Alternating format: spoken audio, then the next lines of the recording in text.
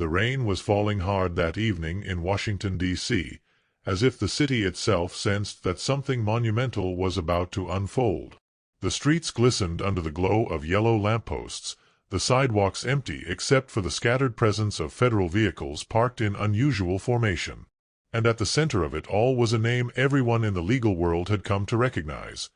Marcus Holloway, the sharp-witted African-American attorney who had built his career defending those who most of society wanted to forget. Holloway was no stranger to controversy. His portfolio of cases read like a battlefield diary. High-profile civil rights lawsuits, challenges against corporate giants, and blunt confrontations with state officials. He had made enemies, plenty of them. But never, in his wildest scenarios, did he expect to be dragged from his Georgetown townhouse by men wearing black suits, watches synchronized, and a mission that carried the fingerprints of powers far beyond the police. The agents identified themselves under titles vague enough to avoid scrutiny, but everyone in the neighborhood knew who really pulled the strings. Rumors had swirled in Washington's corridors for months. Donald Trump's closest operatives had been compiling a list of inconvenient figures. Holloway, daring, eloquent, and unrelenting, was at the top. His last case, a direct challenge to an executive order many critics labeled unconstitutional, was the final straw. Neighbors peeked through curtains as hollow footsteps echoed down the marble pathway of Holloway's home. "Hands behind your back," one agent ordered, his voice cold, professional, rehearsed. Holloway complied, but not without the piercing gaze that had once dismantled prosecutors in courtrooms packed with cameras and journalists. "Do you realize what you're doing?" Holloway asked as the cuffs tightened around his wrists. "This won't end the way you think." The officer avoided eye contact. Orders were orders. Yet beneath that silence was a hint of unease, as though even the agents understood they weren't just arresting a man. They were igniting a fire. By dawn, the news had erupted. Trump allies detain civil rights lawyer, screamed across television screens. Commentators clashed, with some branding Holloway a reckless provocateur while others painted him as a martyr in a political war that was escalating by the hour. Social media became a lightning storm of hashtags, finger-pointing, and live streams as protesters gathered outside federal buildings demanding his release. But what the public didn't know, not yet, at least, was that the operation had already begun to unravel from within. Internal cables revealed inconsistencies in the arrest warrant, signatures missing from critical documents, and timelines that didn't add up. Some saw incompetence. Others whispered darker explanations. Perhaps the goal was never to jail Holloway permanently, but to intimidate him, to break his momentum, to send a message. The message, however, had backfired. For every headline crafted to humiliate him, thousands of voices rose in solidarity. Churches, universities, activist groups, and even international organizations began to demand answers. Who had authorized such an arrest? And, more importantly, why was a respected attorney targeted as if he were a criminal mastermind? Inside his holding cell, Marcus Holloway remained composed. Despite the cold fluorescent light and the metallic echo of iron bars, his mind was racing, piecing together the strategy that was playing out against him. He knew this was bigger than him. He knew he had become a symbol, and symbols, once ignited, rarely fade quietly. "You can lock me up," he told a guard who tried to mock him. "But you cannot erase the truth. And the truth is already out there." The guard smirked, but as he walked away, his footsteps carried more weight than before, as if even he acknowledged the prophecy in Holloway's voice. This was no ordinary arrest. This was the beginning of something larger, something unpredictable and explosive. The agents had set a trap, but instead of capturing their prey, they had stumbled into a storm that neither policy nor politics could contain. Everyone involved knew one thing as the story spread like wildfire: the world was watching. And the real battle had just begun. The cell was cold, the light unyielding, yet Marcus Holloway refused to let despair seep into his bones. Each clang of the prison door reminded him that his captors believed they had cornered him, But Holloway understood something far deeper. In the theater of power, perception was everything. And right now, perception belonged to him. Word of his arrest had traveled faster than even the agents anticipated. Within 48 hours, rallies exploded across major cities: New York, Los Angeles, Atlanta, Chicago. Placards bore his name beside words like truth, justice, and silenced no more. On college campuses, young leaders mobilized with an urgency unseen in years, declaring Holloway's imprisonment a turning point, not just for civil rights, but for the soul of the nation itself. Inside the detention center, Holloway began to orchestrate his own defense, not just legally, but symbolically. He dictated letters to his attorneys, each one crafted with the rhetorical brilliance that had made him a legend in the courtroom. They smuggled fragments of his words out to the press, where they were published in full-page spreads in national newspapers. "Do not weep for me," one read. "Do not waste energy on fear. Let my captivity be your alarm clock, waking you to the truth that silence is complacency. If they can do this to me, they can do this to anyone." The words, amplified across television and social media, struck like lightning. For every attempt to vilify Marcus, labeling him a radical, questioning his loyalty, twisting his past cases, there were 10,000 voices echoing his call for justice. Mothers marched with their children. Veterans returned their medals in protest. Even international figures, human rights lawyers from Europe and activists from South America, issued public condemnations, turning a domestic scandal into a global spectacle. From behind prison walls, Marcus wielded more power than some leaders did in open office. His calm demeanor frustrated his captors, who had hoped for brokenness, silence, or desperation. Instead, he became more dangerous with every passing day. Like a symbol forged in steel, his imprisonment had given him the one thing his enemies could not buy nor suppress: authenticity. Meanwhile, inside Washington's power rooms, panic set in. Carl Brenner pored over polls showing disapproval rates skyrocketing.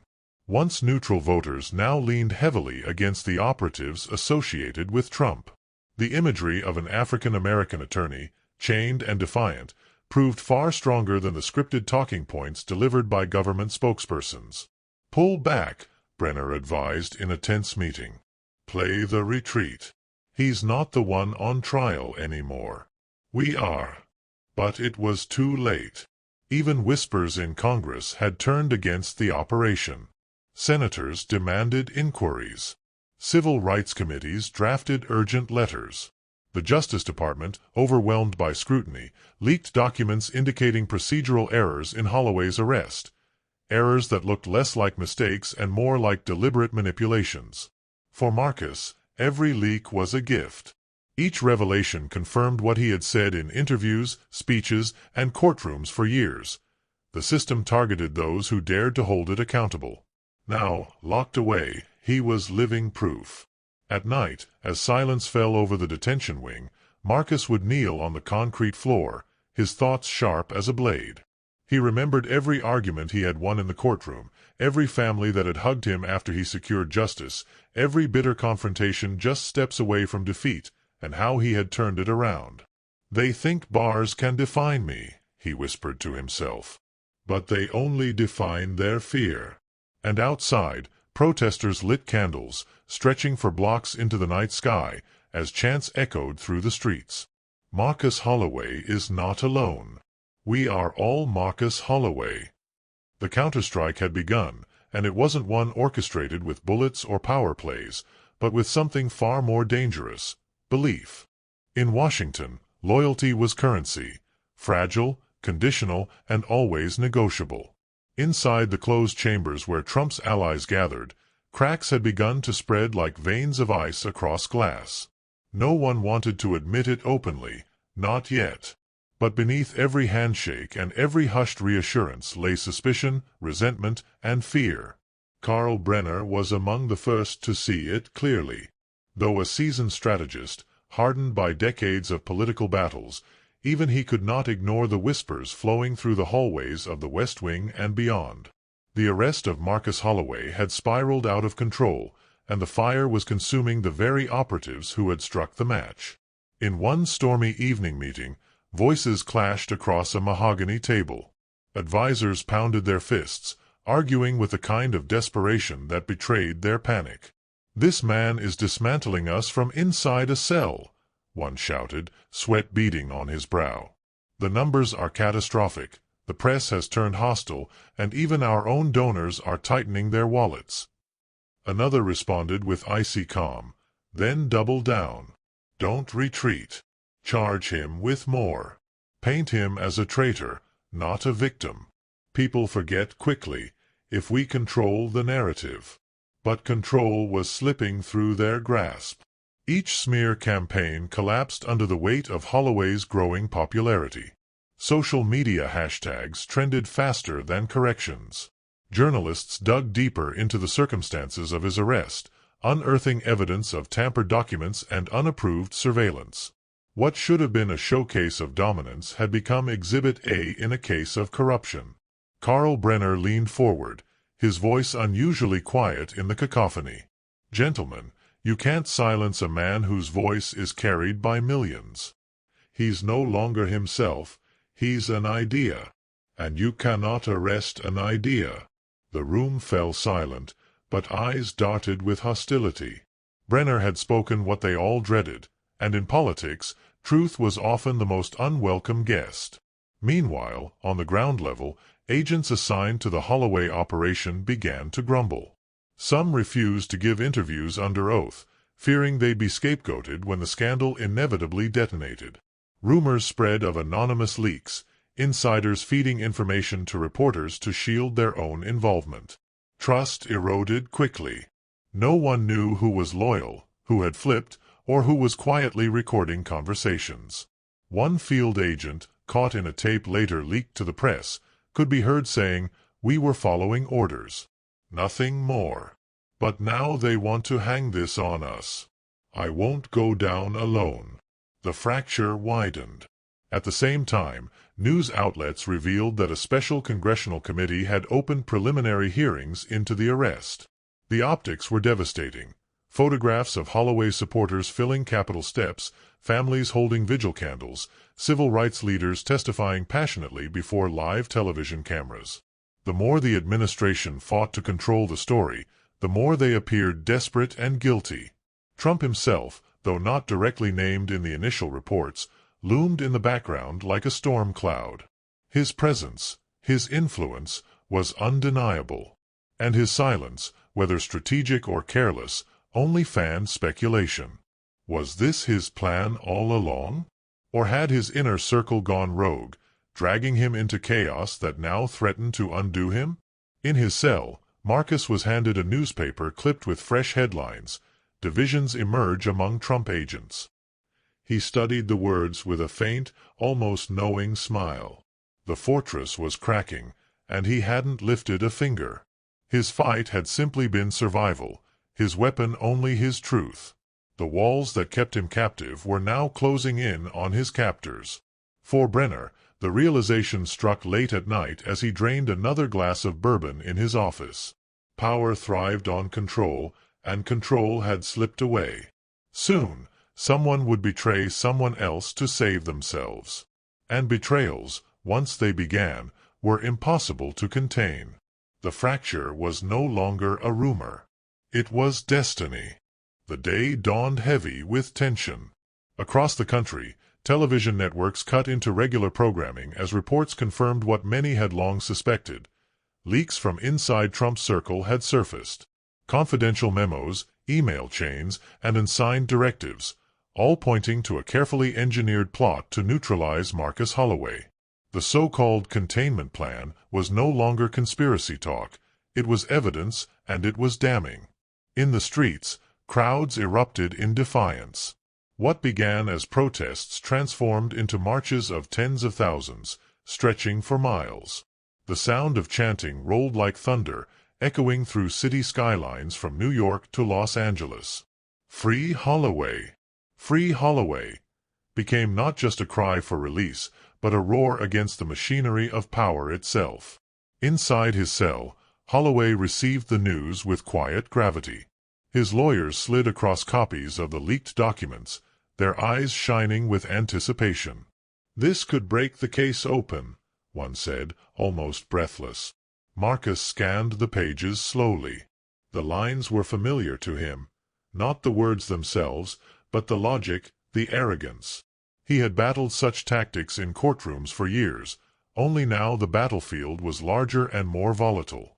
"They've written their own indictment," he whispered. "This isn't about me anymore. This is about whether the truth can survive in a country built on lies." In Washington, panic turned to chaos. Allies turned on one another in public hearings, each scrambling to deflect blame. Congressmen grilled agents mercilessly, their answers stammered, their confidence shattered. One operative, cornered on live television, admitted that the order to move forward came from higher channels. He refused to name names, but the damage was irreversible. And Carl Brenner, weary, pale, and haunted, finally cracked. In a private meeting with investigators, he confessed to his role, framing the operation not as a lawful action, but as a calculated strike against a political opponent. His testimony detonated like dynamite, leaving no one untouched. For Trump's circle, the storm had broken, and its winds shredded reputations built over decades. For Holloway, the storm was liberation. Though still confined, he became the beating heart of a national dialogue. Universities broadcast his writings, activists cited his resilience, and young leaders studied his tactics as if scripture. He had become more than a lawyer. He was a lodestar, guiding an entire generation through the darkness of political deceit. By week's end, the pressure became unbearable. Judges, under intense scrutiny, ruled that Holloway's detention had been unconstitutional. The announcement spread like wildfire, sparking celebrations that painted entire cities with the colors of victory. Yet Holloway remained vigilant. Freedom, he knew, was not the end of his battle. It was the beginning of the real war, the war for accountability. The storm had broken wide open, and the flood was only beginning. When Marcus Holloway walked out of federal custody, flanked by his legal team, the sky erupted in cheers. The crowd outside the courthouse surged like a tide, people waving signs, chanting his name, tears streaming down their faces. Cameras snapped furiously, capturing the moment that history would one day replay. A man once shackled now walking free, stronger than ever. But freedom was not triumph, not yet, because the reckoning was still unfolding.